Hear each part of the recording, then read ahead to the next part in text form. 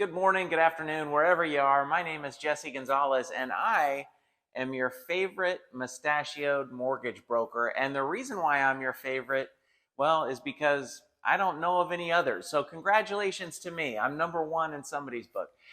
So in my previous two recordings about reverse mortgage, I talked to everybody about the basics of reverse mortgage. So just covering, what it is, how it works, some specific kind of frequently asked questions that I get when I'm talking to folks about reverse mortgage. And then in the second video I did on reverse mortgage, we talked about cons of the program and why the reverse mortgage may not be a suitable loan program for you, and some things to consider for yourself and your estate.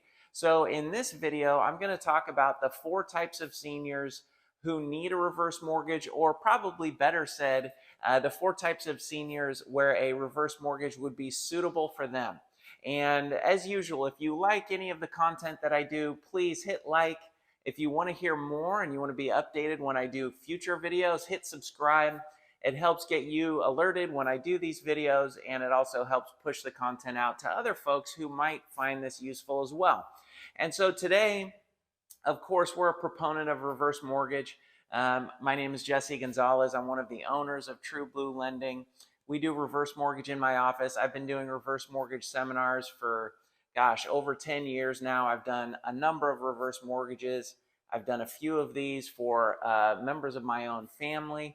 So I'm not coming to you talking to you about a loan that I don't really believe in. And I think for a lot of seniors out there, especially in today's environment with inflation rising, costs increasing, the reverse mortgage can be a fantastic financial planning tool, or let's face it, it can be something that's also a last resort tool. So that brings us to our first type of senior who is suitable for a reverse mortgage. So if you are 62 years of age or older, and we can do these if you're younger than that, but the FHA insured reverse mortgage, which is typically the most popular reverse mortgage, is for 62 years of age or older. At least one borrower, if you're married, has to be 62. So if you're 62 years of age or older, and you need income now, the reverse mortgage is a fantastic tool for you. So I would say, and I don't know the exact numbers, but I believe as of last check, it was something like high 80 percentile, 86, 87% of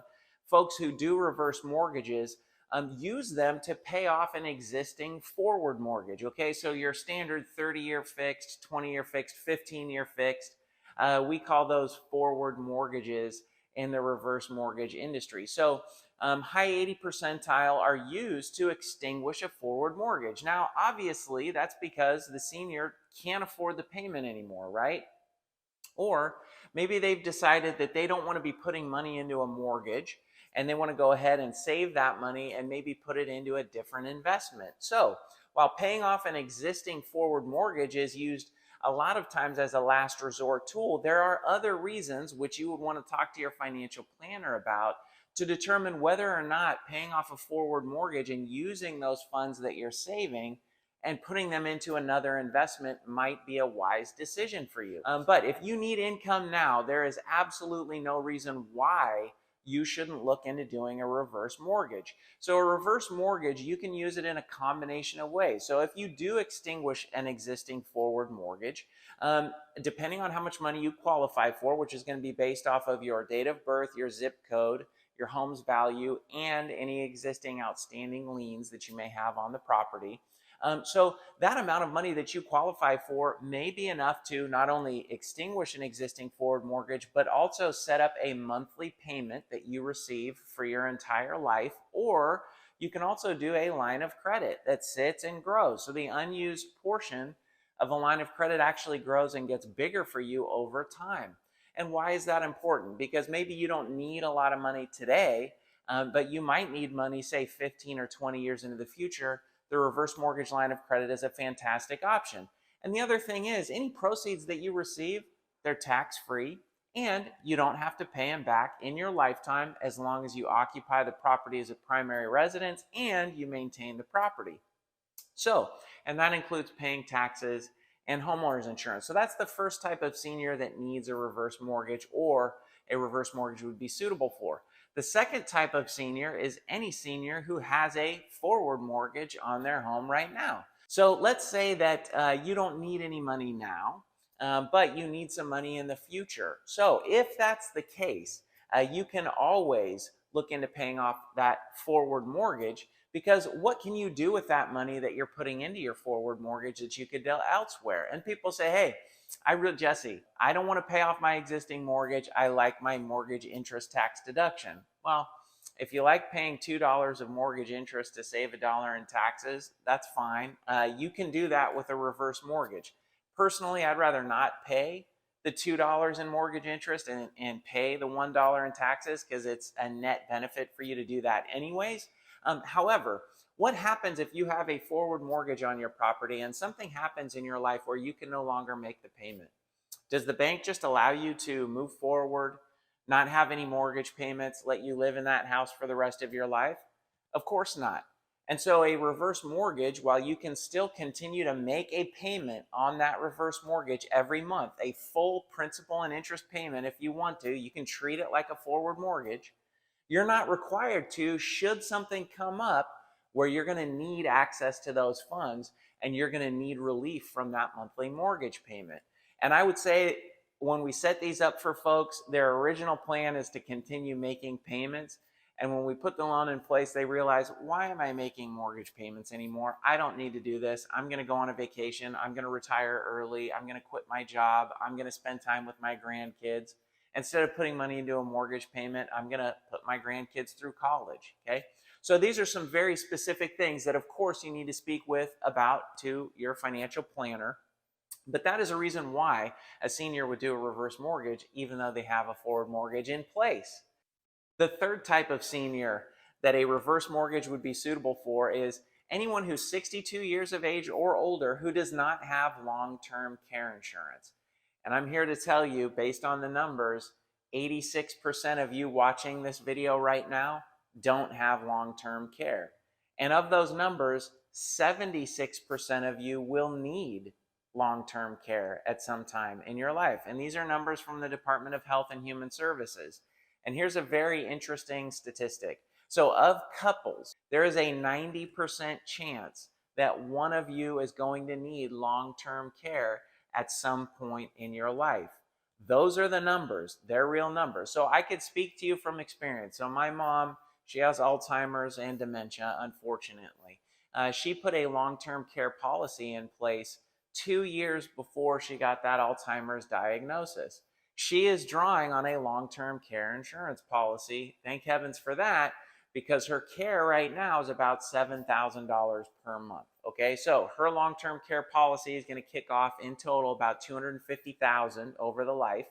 And her premiums when she set that up were about $1,800. Now, my mom comes from very humble beginnings. She is not wealthy. She has a small retirement. She worked for the state of California in the school system. So she receives PERS, which is a retirement for public employees, and she receives a small Social Security. So without this long-term care policy, it would be a burden on myself, my brother, her brothers, her extended family, right? We would all have to cobble together money because, I mean, I'm gonna be honest with you, I can't afford $7,000 a month to cover my mom's care, okay? So without that long-term care policy, we would be in big trouble. The estate would be in big trouble. That is our air conditioner in the office. And so with my mom, that is a classic example of those folks who say, hey, you know what? I don't need any money now. I'm okay. I don't have a mortgage. I don't have any, I've got a great retirement, whatever, what have you. It's all different, right? But a long-term care policy will cover the unseen event that may happen in your future. And why is that a benefit? Because people say, hey, I don't want to start taking money out of my home. Well, if you don't have a mortgage on your home, let's throw an idea out. If you don't have a mortgage on your home and you have a good retirement, you can do a standby line of credit with a reverse mortgage. And the way that a standby line of credit works with a reverse mortgage is that the unused portion will grow and get bigger for you. And why is that something that's important? we do a lot of modeling and we say, hey, look, like if you start now at 62 with a line of credit that's unused, and these are average numbers, okay, this is not across the board, but typically you're going to have a line of credit that's going to start anywhere from 2 to 300K, depending on the home's value and your age, and it's going to grow to about $800 to $1 million by the time you're 82. So 20 years goes by, you've now got $1 million that your estate has access to that you didn't have access to should you not have put this reverse mortgage line of credit in place. And there's nothing wrong with doing that. There is no negative to the estate for doing that. You could pay any fee for a reverse mortgage up front out of retirement proceeds if you want to. And so you're not accruing any interest on that loan. Personally, I wouldn't do that because those are going to be taxed. We can model out a number where you finance the fees into that reverse mortgage line of credit, and it shows you where that loan balance is going to be in the future. And if you own your home free and clear today, adding a small amount of interest on fees that you're financing up front, it has little to no impact on the overall estate's value. So it's a wise decision. So if you don't have long-term care insurance in place, this is a fantastic opportunity for you to do that. You can do a monthly monthly tenure on your reverse mortgage, so it pays you monthly, and you can pay the premiums with that. And then, of course, everybody knows when you start taking on a long-term care policy, you're no longer pushing into premiums, so that's a very good thing. Another reason why you would do reverse mortgage if you don't need money now, let's say you have a traditional IRA. Well, if you have a traditional IRA, and you want to convert that to a Roth IRA so that your estate can have tax-free gains on those investments, doing that, you're going to have capital gains tax that you're going to pay when you convert those traditional IRA funds to a Roth IRA.